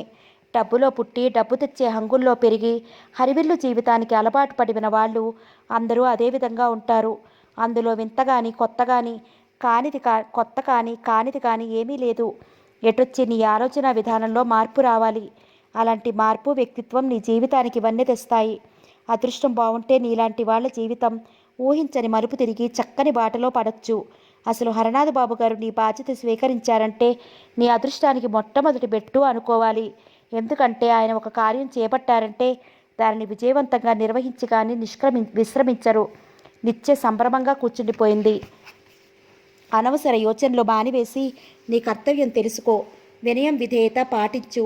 వినయం పేరిట ఆత్మవిశ్వాసాన్ని దూరం చేసుకోవద్దు. కర్తవ్య నిర్వహణ పేరిట అహంకారం పొడసూపనివ్వద్దు. నీకు ఎప్పుడు ఏ విషయంలోనైనా సహాయం కావాలంటే నేను చేస్తాను. నువ్వు పరిష్కరించుకోలేని సమస్యలుంటే నాకు చెప్పు. నీ దారి ఎటో చూపగలను. నిత్య ఆయన చెప్పినవన్నీ అరిగించుకోవటానికి ప్రయత్నిస్తోంది. జీవితంలో ఇన్ని విషయాలు ఉంటాయా? ఏదో కష్టపడి వండుకుని తిని తన పాటికి తను బ్రతికే బ్రతుక్కి ఈ అందాల భవంతిలో మనిషికి మధ్య ఉండే సున్నితమైన నైలాన్ తెరల జీవితాలకి ఎంత తేడా? తను మాస్టర్ చెప్పినవన్నీ నేర్చుకుని ఎప్పటికైనా మనిషిలా బ్రతకగలుగుతుందా? మౌనంగా చూస్తూ ఉండిపోయిన నిత్యని బయటికి తట్టి లాగుతూ, ఇవాళకి ట్యూషన్ చాలు. నేను రేపొచ్చేసరికి హోంవర్క్ చేసి చూపించాలి. కండువా విదిలించి భుజాన వేసుకుని మాస్టర్ వెళ్ళిపోయారు. మర్నాడు ఉదయం 6 గంటలకే లేచి కిందకి వెళ్ళింది నిత్య. అప్పటికి పార్వతమ్మ గారు తలారా స్నానం చేసి జుట్టు కొసలు చివరగా వేలుముడి వేసుకున్నారు. నుదుట సింధూరం దగదగ మెరుస్తోంది. పాల నురగలాంటి వెండి సజ్జ తీసుకుని పువ్వుల కోసం కాబోలు బయటికి వెళ్ళబోతున్నారు. నిత్య వెళ్ళి చప్పున ఆమె చేతిలో నుంచి సజ్జ తీసుకుంది. ఆంటీ, నేను తెస్తాను పూలు. పార్వతమ్మ గారు సంభ్రమంగా చూసింది. ఇవాళ ఇంత పెందరాలే లేచి వచ్చావే అన్నారు నవ్వుతూ. నిత్య మౌనంగా నవ్వి ఊరుకుంది. సరే తీసుకురా. తులసి కోటలోని తులసిని మాత్రం అంటకూడదు. వేరేగా ఉన్న తులసి వనంలోని దళాలు తెంపి గులాబీలు, మందారాలు కొయ్యి. నిత్య సరే అన్నట్లు తల ఊపి బయటికి నడిచింది. చక్కని విశ్వోదయం. సూర్యభగవానుడు తన పసిడి కిరణాలను ఈ లోకంలోనికి వసంతంలా చల్లుతున్నారు. ఆ చలికాలంలో నులివెచ్చని కిరణాలు శరీరాన్ని తాకగానే వింత హాయి కలిగింది. సౌరి కాలి కింద పచ్చిక మీద మంచు బిందువులు పరిచి ఉన్నాయి కాబోలు. అడుగు తీసి అడుగు వేస్తున్నప్పుడల్లా పాదాల్ని సన్నగా తడుపుతున్నాయి. పలుచని మంచు తెరలు దట్టంగా అల్లుకుని దూరాన వస్తువుల్ని మసకతో మరుగుపడేస్తున్నాయి. ఎర్ర గులాబీ ఒకటి కొయ్యాలని తాకగానే విరిసిన రేకుల మీద ఉన్న మంచు బుత్యాలు జలజలా రాలాయి. ఆ అద్భుత సౌందర్యాన్ని చూస్తూ మైమరిచిపోయింది నిత్య. ఉదయం ఇంత అందంగా ఉంటుందని, అందులో ఇంత హాయి ఉంటుందని ఎన్నడూ ఎరగని నిత్యకి మనసు తనువు పలుకరించింది. చాలాసేపటికి కర్తవ్యం గుర్తొచ్చిన దానిలా చకచకా కావలసిన పూలు కోసుకుని ముదిరిన తులసి తళాలు తెంచింది. సజ్జ నిండుగా ఉన్న పూలు తొణక్కుండా పట్టుకుని వరండా మెట్లు ఎక్కింది. గేటు చప్పుడుకు వెనుకకు తిరిగి చూసింది. మార్నింగ్ వాక్ నుంచి తిరిగి వస్తున్న హరనాథ్ బాబు గారు చేతిలో గొలుసుతో బంధించబడిన పులిలాంటి కుక్క. క్రమం తప్పకుండా ఆయన రోజు చేసే పని వాకింగ్కి వెళ్ళి రావటం. నిత్య పూజ గదిలోకి నడిచింది. అక్కడ పార్వతమ్మ గారు కళ్ళు మూసుకుని ధ్యానంలో మునిగిపోయినట్లు కదలక మెదలక శిల్పంలా కూర్చున్నారు. గదంతా అగరవత్తుల పరిమళం, మంచి గంధపు గుబాలింపు. పూల సజ్జ చప్పుడు కాకుండా స్వామి మందిరం దగ్గరగా ఉంచి బయటకు వచ్చింది. నాయర్ కాఫీ పాట్ కప్పు సాసర్లో ఉన్న ట్రేతో శౌరికి పైకి పెట్ కాఫీ పట్టుకెళ్తున్నాడు. శౌరితో పాటు నిత్యకి కూడా పెట్ కాఫీ వెళుతుంది రోజు. నాయర్ని ఆపి తన వంతు కాఫీ వంచుకుని తీసుకుంది. ఇక నుండి నాకు పెట్ కాఫీ తేవద్దు. అదేంటమ్మగారు, ఎందుకని? పెట్ కాఫీ నాకు పడలేదు. కడుపులో తిప్పినట్లుగా అనిపిస్తోంది. అందుకే మానేస్తాను. టిఫిన్ తిన్నాక ఒకసారి త్రాగుతాను అంది. కాఫీ కప్పుతో వంటిట్లోకి వెళ్ళి కప్పులో కాఫీ తీసి ఫ్లాస్కులో పోసుకుని తిరిగి వచ్చింది. బ్రష్ మీద పేస్ట్ వేసుకుని బాత్రూంలోకి నడిచింది. ముఖం కడిగి స్నానం చేసి శుచిగా వచ్చి పూజ గదిలో పార్వతమ్మ గారి ప్రక్కన కొంచెం దూరంగా కూర్చుంది. కాసేపటికి కళ్ళు విప్పింది పార్వతమ్మ గారు. అర్ధగజం ఎత్తులో ఉన్న వెండి కుందుల్లో వెలుగుతున్న ఒత్తిని అగ్గిపుల్లతో కొద్దిగా ఎగదోసి సీసాలోని ఆవు నెయ్యి మరి కాస్త వాటిల్లో వడ్డించారు. ఏవో మంత్రాలు వల్లిస్తూ పువ్వులతో పూజ చేయసాగారు. దేవుని మందిరంలోని పటాలన్నింటినీ గులాబీలతో అలంకరించారు. కనకాంబరాల మాలను ఆర్చీలుగా అన్ని పటాలకు కట్టారు. మందిరం చుట్టూ సన్నని కాంతులీనుతూ కరెంటు బల్బుల తోరణాలు. పూజ ముగించి ప్రక్కకు తిరిగి చూసిన పార్వతమ్మ గారికి పొందికగా కూర్చుని అలవోకగా ఓ ప్రక్కకి తల వంచి ఆసక్తిగా అన్నీ గమనిస్తూ కూర్చున్న నిత్యను చూడగానే ముచ్చటి వేసింది. రోజులా కాకుండా నిత్య వదనంలో చోటు చేసుకున్న ఏదో నిశ్చలతను గమనించి కొంత చకిత అయింది. పార్వతమ్మ గారు భర్తకి నిత్యకి ప్రసాదం పెట్టి తను కొంచెం తీసి భక్తిగా కన్నులు కత్తుకుని తీసుకున్నారు. పూజలో నుంచి 2 గులాబీలు తీసి ఒకటి తను పెట్టుకుని మరొకటి నిత్యకిచ్చింది. పూజ గది తలుపులు లాక్ చేసుకుని డైనింగ్ రూమ్లోకి నడిచింది పార్వతమ్మ గారు. నిత్య ఆమెనే అనుసరిస్తుంది. నిగనిగలాడుతున్న డైనింగ్ టేబుల్ను మరొకసారి తుడిచి ప్లేట్లు సర్దాడు నాయర్. హరనాథ్ బాబు పేపర్ చదువుతూ టిఫిన్ తినటం పూర్తి చేశారు. నిగనిగలాడుతున్న డైనింగ్ టేబుల్ను మరొకసారి తుడిచి ప్లేట్లు సర్దాడు నాయర్. హరనాథ్ బాబు పేపర్ చదువుతూనే టిఫిన్ తినటం పూర్తి చేశారు. నిత్య మౌనంగా తినసాగింది. శౌరి కోసం ఉప్మా హాట్ క్యారేజీలో ఉంచి ఒక ప్రక్కన పెట్టాడు. అక్కడి నుంచి పార్వతమ్మ గారు కిచెన్లోకి నడిచారు. అక్కడ ఒకసారి రూమ్ అంతా కలిగి చూసి అన్నీ బాగున్నట్లు నిర్ణయించుకున్నాక స్టోర్ రూమ్ తాళాలు తీసి నాయర్ను పిలిచారు. ఆ రోజు వంటకి కావలసిన వస్తువులన్నీ సరిపడా తీసి ఇచ్చి మళ్ళీ జాగ్రత్తగా తాళం బిగించి యువతలికి వచ్చారు. ఫ్రిడ్జ్ తెరిచి ఆ రోజు కావలసిన వెజిటేబుల్స్ ఎంచి బయటకు తీసిచ్చి మళ్ళీ జాగ్రత్తగా తాళం బిగించి యువతలికి వచ్చారు. ఫ్రిడ్జ్ కూడా లాక్ చేసుకున్నారు. పని మనిషి పిలిచి రూమ్ క్లీన్ చేయించి అప్పుడు టిఫిన్ తినడానికి సిద్ధమైనారు. పార్వతమ్మ గారు చేసే పనులన్నీ వెన్నంటి గమనించే నిత్య ఇంకా ఆశ్చర్యం నుంచి కోలుకోలేదు. ఇంత ఐశ్వర్యం ఉండి ఇంతమంది పనివాళ్ళు ఉన్నా పైన ప్రతి విషయం చూసుకునే పార్వతమ్మ గారు ఆమె దృష్టిలో ఎంతో ఉన్నతంగా అనిపించింది. పార్వతమ్మ గారు డ్రాయింగ్ హాల్లో కూర్చుని ఎంబ్రాయిడరీ చేయసాగారు. నిత్య ప్రక్కనే కూర్చుని ఆమె కుట్టే పురివిప్పిన నెమలిలోని అద్భుత రంగుల కలయికకి ప్రభావితమై చూడసాగింది. ఏం నిత్య అంత దీక్షగా చూస్తున్నావు? నువ్వు కుడతావా? నాకు రాదు ఆంటీ, నేర్చుకుంటావా? ఓ, నిత్య సంతోషపడిపోయింది. మా రూమ్లో డ్రాయర్ సొరుగులో ఎంబ్రాయిడరీ సరంజామా అంతా ఉంది, తెచ్చుకో. నిత్య లేచి వెళ్ళి సర్కిల్, దారాలు, సూది, రుమాలు తీసుకొచ్చింది. తను కుట్టేది ప్రక్కన ఉంచి కర్చీఫ్ తీసుకుని దాని మధ్యలో పూలగుత్తి చుట్టూ సర్కిల్ బిగించారు. సూదిలో ఆకుపచ్చ దానం ఎక్కించి వరుసలుగా లాగి కలిపి ముడివేశారు. పూలగుత్తి కాడకు సూది గుచ్చి కుట్టు పెట్టి నిత్యకు ఎక్స్ప్లెయిన్ చేశారు. అన్నింటిలోకి కాడ కుట్టు ఈజీ, మొదట అది నేర్చుకో. అన్ని కాడల్ని ఆకుల్ని ఈ ఆకుపచ్చ దారంతో కుట్టు వెయ్యి. నిత్య తీసుకుని ట్రై చేయసాగింది. 2 కుట్లు వేసింది. ఒక కుట్టు ఒకవైపుకు, ఇంకొక కుట్టు ఇంకొక వైపుకు తిరిగి ఊరుకున్నాయి. పార్వతమ్మ గారు మళ్ళీ తీసుకుని, ఇదిగో చూడు, సరిగ్గా లైన్ మీద పడేలా సూది ఎక్కించాలి, అప్పుడు వంకర్ రాదు. ఒక కాడ మొత్తం పార్వతమ్మ గారు కుట్టేశారు. నిత్య మళ్ళీ సర్కిల్ అందుకుని ఈసారి జాగ్రత్తగా కుట్టింది. 2-3 కుట్లు పడ్డాక కొంచెం త్వరగా కదలసాగింది సూది. నిత్య ఉత్సాహంగా మరో కాడ పూర్తి చేసి పార్వతమ్మ గారు కుట్టిన దానితో పోల్చి చూసుకుంది. ఇంచుమించుగా కుదిరినట్లే అనిపించింది. ఒక అరగంట దీక్షగా సన్నకాడలన్నీ కుట్టేసింది. తెలివిగల అమ్మాయివే, ఒక్కసారి చూపించగానే అందుకున్నావు. కుట్టు కూడా బాగానే కుదిరింది. ఆ మెప్పుకి నిత్యకి ఆకాశంలో విహరించినట్లుగా, తారలతో ఆడుకుంటున్నట్లుగా, మబ్బులతో దాగుడుబూతలు ఆడినట్లుగా అనిపించింది. అదంతా ఒక్క క్షణమే. ఆంటీ, పువ్వులు కుట్టుకొడు చూపించరు? అన్నీ ఒకే రోజు వద్దు. నువ్వు అదే పనిగా కుడుతూ కూర్చున్నావంటే చదువు దెబ్బతింటుంది, కళ్ళకి మంచిది కాదన్నారు పార్వతమ్మ గారు. నిత్యకి చప్పున హోంవర్క్ చేయాలని గుర్తుకు వచ్చింది. కానీ శౌరి కాలేజీకి వెళ్ళిపోయే వరకు పైకి వెళ్ళకూడదని నిర్ణయించుకుంది. పార్వతమ్మ గారి కుట్టు తీరు పరిశీలిస్తూ ఉండిపోయింది. 9 కావస్తుందనగా శౌరి కిందకి వచ్చి దిగింది. కమీజు సుర్వా ధరించింది. యూబాబ్ చేసిన జుట్టు చక్కగా దువ్వింది. జుట్టు చివర్లో రింగులు తిరిగి ఉన్నాయి. చేతిలో బుక్స్ ఉన్నాయి. హై హీల్ టకటకా శబ్దం అవుతున్నాయి. పార్వతమ్మ గారి ప్రక్కన సోఫాలో హ్యాండిల్ మీద విలాసంగా కూర్చుని ఒక కాలు ఊపుతూ 2 చేతులు తల్లి భుజాన చుట్టింది. మమ్మీ ఆకలి అంది గోముగా. పద తల్లి, నీ టిఫిన్ రెడీగానే ఉంది. పార్వతమ్మ లేచి కుట్టు సర్కిల్ నిత్యకిచ్చి డైనింగ్ రూమ్ వైపు వెళ్లారు. నిత్య తలెత్తకుండా కుట్టులో లీనమైనట్లు కూర్చుంది. శౌరి ఒకసారి నిత్య వైపు చూసి నిర్లక్ష్యంగా తల విదిలించుకుని వెళ్ళిపోయింది. నిత్య కుట్టు సరంజామా అంతా బాక్సులో సర్ది లోపల డ్రాయర్లో ఉంచింది. పైన తన గదిలోకి వెళ్ళింది. హోంవర్క్ చేసి అప్పగించాల్సిన పాఠం కంటతా పట్టసాగింది. కూర్చుని చదువుతూనే టేబుల్ మీదకి వంగి నిద్రలోకి జారిపోయింది. 1 గంట దాటిన తర్వాత పనిపిల్ల వచ్చి నిద్రలేపింది. అమ్మగారు అయ్యగారు భోజనాల వద్ద కూర్చున్నారు. మిమ్మల్ని రమ్మంటున్నారు. నిత్య లేచి చల్లటి నీళ్లతో ముఖం కడుక్కుని పొట్టు తిత్తుకుని వచ్చింది. ఏమ్మా ప్రొద్దున్నే నిద్రేమిటి అన్నారు హరనాథ్ బాబు గారు. కొంచెం తలనొప్పి వచ్చింది. అలాగే నిద్ర పట్టేసింది అంకుల్. నాయర్ వడ్డించాడు. పార్వతమ్మగారు అందరికీ కొసరి తినిపించటం అలవాటైపోయింది. ఎంత తిన్నా ఇంకా అది తినలేదు ఇది తినలేదు అంటూనే ఉంటారు. పార్వతి, ఈరోజు రాత్రికి నా ఫ్రెండ్స్ను డిన్నర్కి పిలిపించాను. మొత్తం 6 వస్తారు. పోలీస్ కమిషనర్ ముఖ్య అతిథి. వంటలవి బాగా చేయించాలి. వెట్టా? అవును. ఏ అలా అడిగావు? ఇవాళ బేరర్ గైర్ హాజర్. అరే, మరెవరు సర్వ్ చేస్తారు? అదే ఆలోచిస్తున్నాను. నేను కిచెన్లో ఉండి నాయర్ను సర్వింగ్కి పంపిస్తానులేండి.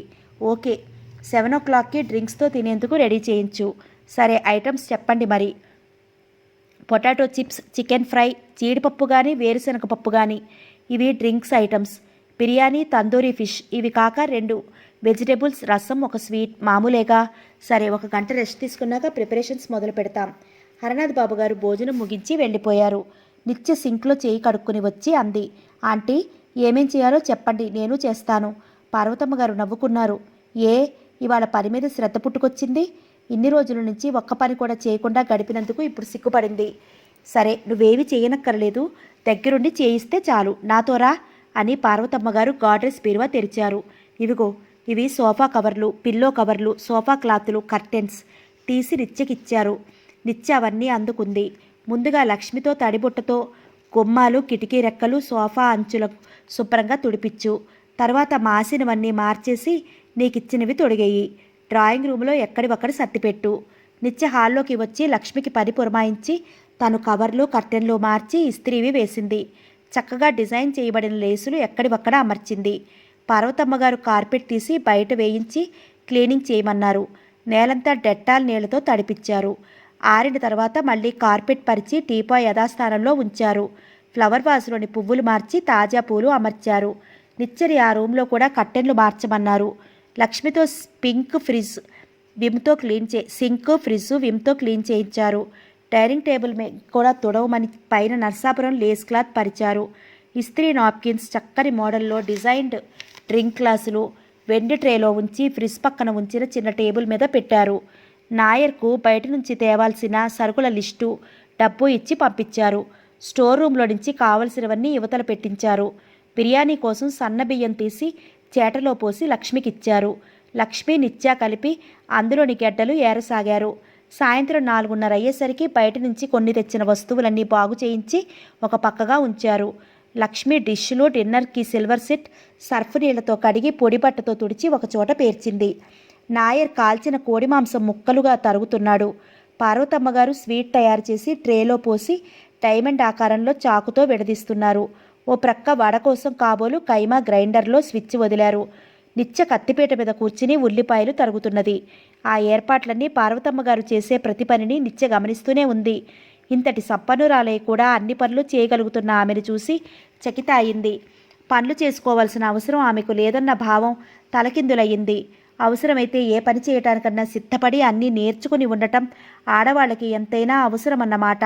త్వరలో తను కూడా ఆంటీలాగా తడుముకోకుండా చెప్పించుకోకుండా చేయగలగాలి. మాస్టర్ చెప్పిన ప్రతి మాట ఎంతో విలువైనది తెలుసుకోగలిగింది. అమ్మాయి గారు ప్రైవేట్ మాస్టర్ వచ్చారు. లక్ష్మి బయట నుంచి వచ్చి చెప్పింది. నిత్య క్షణం సేపు తటపటాయించింది. తరిగే కూరల్ని వదిలేసి వెళ్ళాలా వద్దా అని. తెలుసుకున్నట్లు పార్వతమ్మ గారు అన్నారు. వెళ్ళు నిత్య, వస్తువులు ప్రిపరేషన్ అమ్మాయి అంతా ఒక ముఖ్యంగా వచ్చింది కదా, ఇక ఉడికించడమే తరువాయి. అదైనా ఇంత పెద్దరాలే చేయక్కర్లేదు. నిత్య లేచి చేతులు కడుక్కుని వచ్చి పైకి ఎక్కసాగింది. సరిగ్గా అదే సమయానికి శౌరి క్రిందకి దిగటం కోసం మెట్ల వైపు వచ్చింది. ఆఖరి మెట్టు మీద ఇద్దరూ తారసిల్లారు. ఒకరి మోము మరొకరు తప్పకుండా చూసుకోవలసిన పరిస్థితి అది. నిత్య తలెత్తి చూసింది. అప్పటి వరకు ఉల్లిపాయలు తరిగినందువల్ల ఎర్రబడ్డ కళ్ళు, ఉప్పిన చెంపలు స్పష్టంగా చూసి శౌరి తృప్తిగా నవ్వుకుంది. నిత్య బాగా ఏడ్చి ఉంటుంది. ఏడవలసిందే. తనేమిటో తన స్థానం ఏమిటో తెలుసుకోకుండా అన్నిటికీ తనతో సమానంగా బయలుదేరుతుంది. దీని పొగరు సగం వరకు దిగి ఉంటుంది. మిగతాది కూడా త్వరలో దింపి కానీ వదలను. ఎక్కడుండాల్సిన వాళ్ళను అక్కడే ఉంచాలి. ఏమిటో మమ్మీ డాడీ మంచితనం, దేవుడు మేలు అంటూ పాత వేదాంతం వర్ణిస్తారు. వాళ్ళ అలసు చూసుకుని దీని ఎగురుడు. ఒకసారి కింద నుంచి మీది వరకు వాలుచూపు విసిరి గిర్రున తడవకు 2 మెట్లు దిగేసింది. నిచ్చి ఏదీ తన కంటనట్లుగా నిర్వికారంగా తన గదిలోకి నడిచింది. ఆ రోజు నెయిల్ పాలిష్ కోసం డ్రాయర్ అంతా వెతికింది తను. ఎక్కడా లేదు. టేబుల్కి ఉన్న 3 అరలు లాగి మళ్ళీ వెతకసాగింది.